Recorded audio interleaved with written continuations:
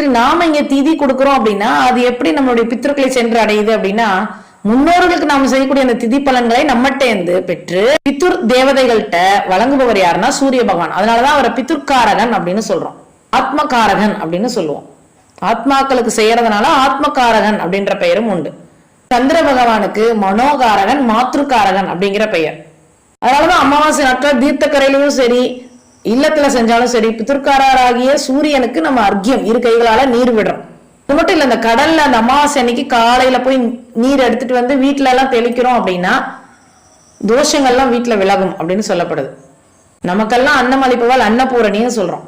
ஆன்மாக்களுக்கு அன்னம் இடுபவள் யார் அப்படின்னா ஸ்வதா தேவி. அந்த நமது முன்னோர்களுடைய ஆன்மாக்களை நினைத்து நம்ம கொடுக்கக்கூடிய இந்த அன்னம், அது ஆகுதியில போடுறோம், அந்த ஓமம் நடத்தி ஸ்வதா தேவி தான் அந்த ஆன்மாக்களுக்கு அதை சமர்ப்பிக்கிறா அப்படின்னு சொல்லப்படுது.